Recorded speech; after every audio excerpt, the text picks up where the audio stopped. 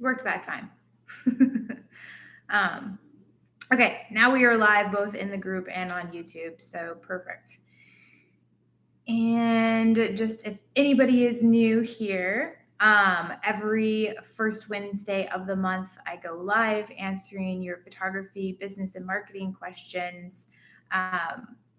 So if you have any questions, definitely put them in the comments and I will try to get to them. We usually do this for about 30 minutes. And let me just go ahead and go over some of the ones that have already come in. Should have had these pulled up already.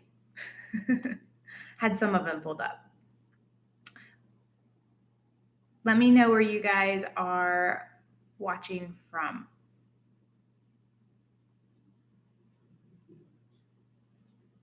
I know, Roxanne, you're in Tampa. Laura's in Calgary, Canada.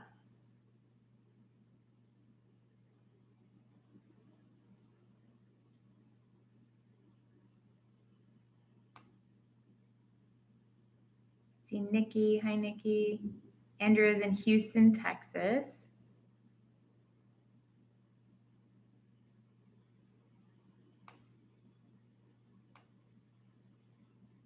Love it. I love how everybody's from all over. Okay, so first question actually is from Sabrina, and she asked, what are your thoughts, Law, on the model call concept as a way to book more business? Is it okay to charge the client a deposit and apply it towards their product purchase if they choose to buy anything? This is a really great question because I feel like model calls are used kind of in the wrong way. The point of a model call and the way I suggest that the photographers that I work with use them is for what the traditional they were meant for, which is building your portfolio. You're needing people to come in so that you can practice, so that you can master your skills, so that you can actually become a master so that you can start charging. So that's kind of what originally a model call was for, is they needed someone to use for a muse, if you will. Now, maybe if it's a magazine, they might be putting out a model call to agents because they're looking for a very specific looking model for something very specific that they're doing. But I think that at this point, the model call as a somebody just started like teaching it as a marketing strategy. And I think that you're attracting the wrong type of client, depending on let me backtrack. Depending on, I don't want to step on any toes, but it really depends on your business and how you want to have it set up. Is it a high volume, low cost business? So is it like, hey, Loretta, so glad you're joining us.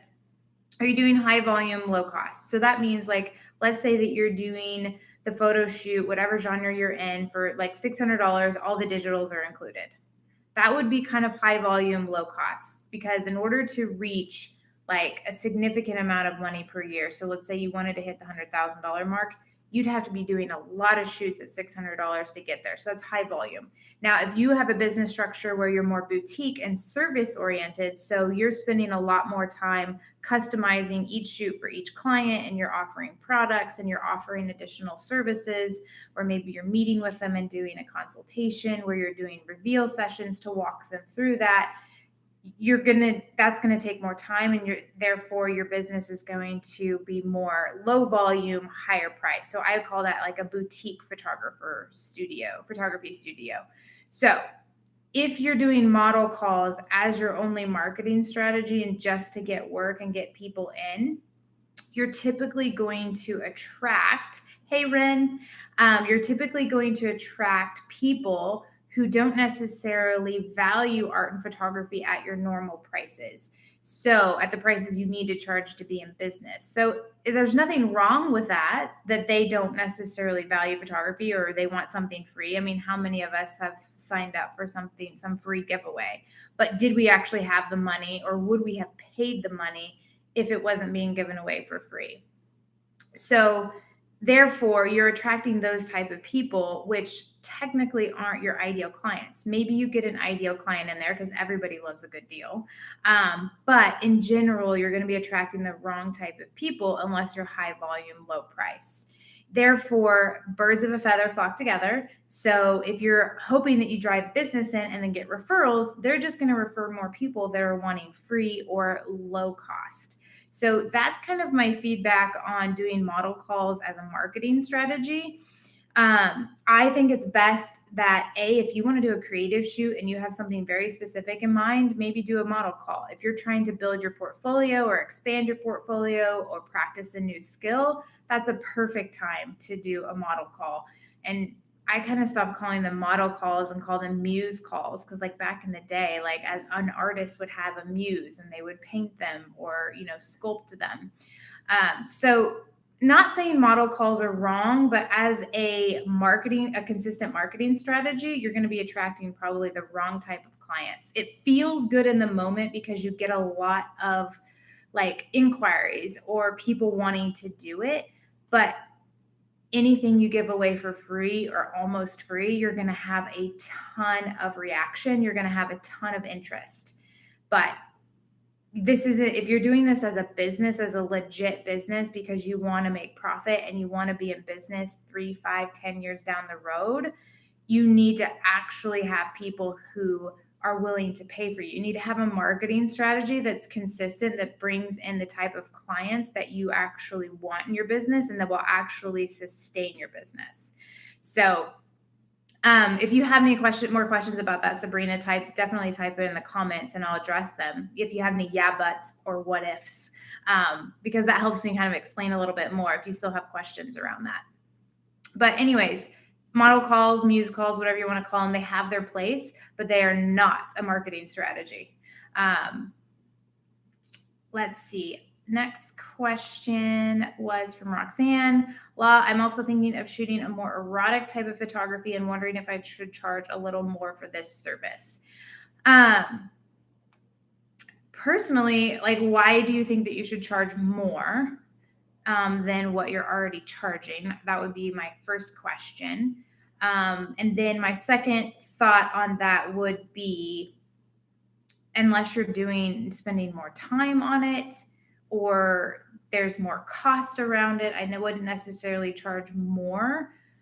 But if you're looking to qualify people, like, I do think that a higher session fee might qualify people a little bit more, but also your artwork needs to be good enough that you can actually charge that.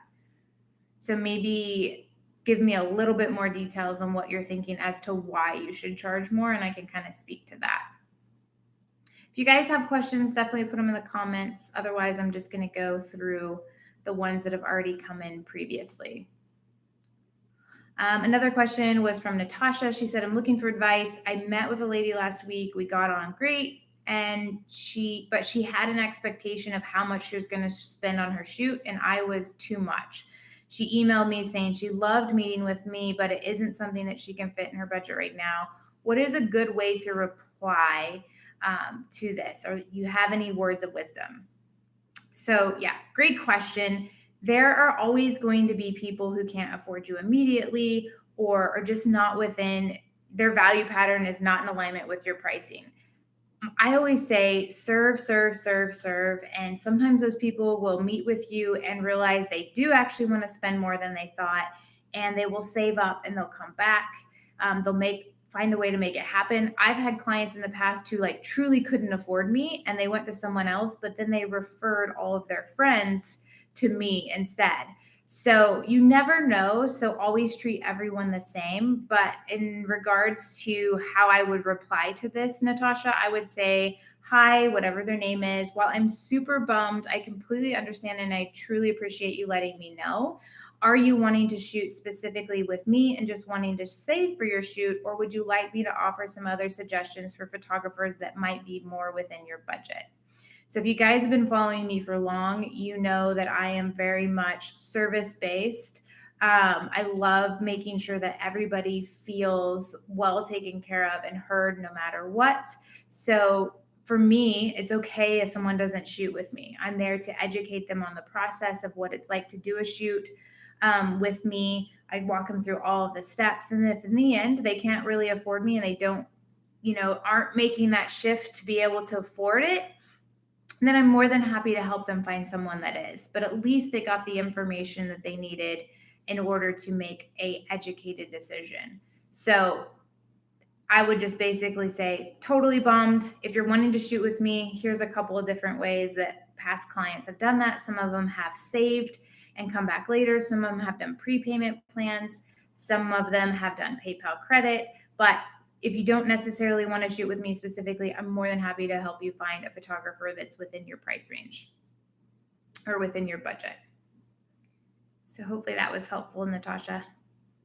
Don't know that you're on currently. I think I might have covered this question last month, but someone wrote in and said, should I put a lead form at the bottom of each blog post to make it easy for people to inquire? Yes, you definitely want to do that. Let's see. Anybody have any additional questions? I can probably scrounge around and find some more, but those are the top ones that came in. What is everybody's specialty that you guys specialize in, genre of photography? I'd love to hear that.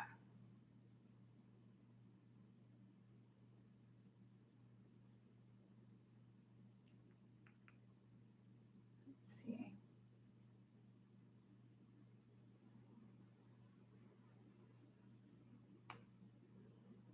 You guys are quiet this morning.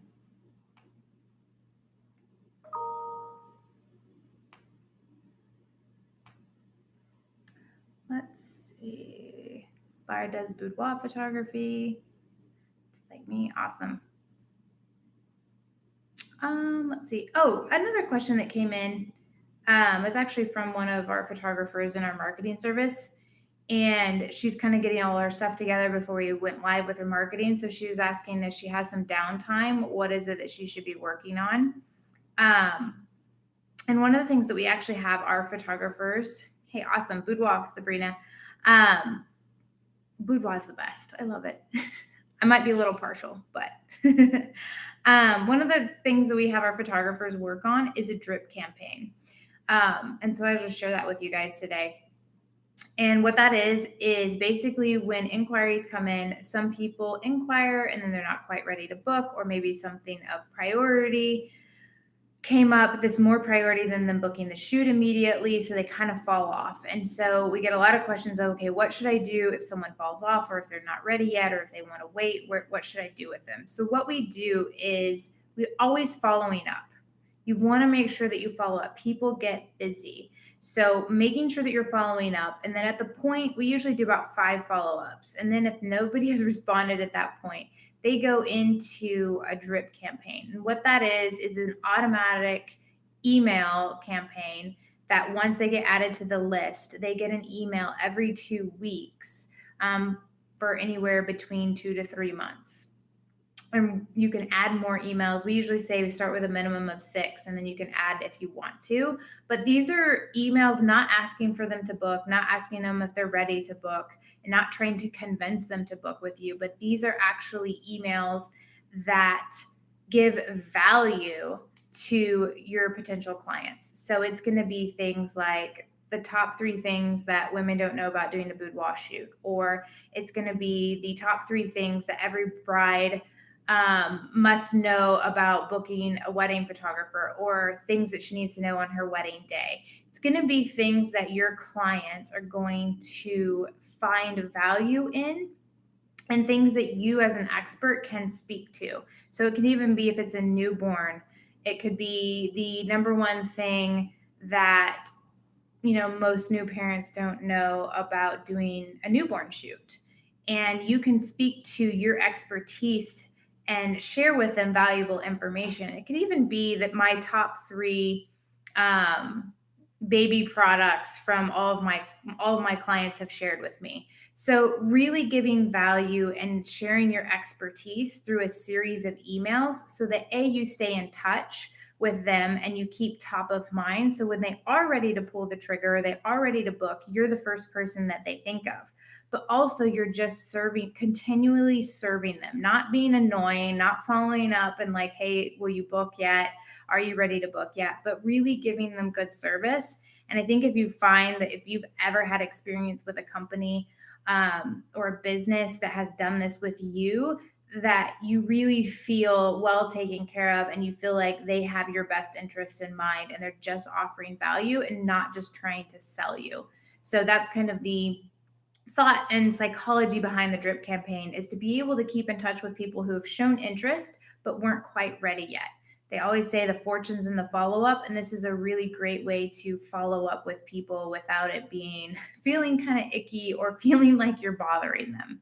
And if they go with a different photographer or they change their priorities and decide not to do a shoot, they can always unsubscribe. And so they're not going to be bothered unless they want to get that information. So awesome. I don't see any more questions that have come in, so we will call it a day. I hope you guys have an amazing rest of the month, and I will see you on the next monthly live Q&A, which should be September, October. I can't believe it's already almost fall. My favorite time of year. Yay. But have a great rest of the month. Keep thriving, and I will see you guys next month.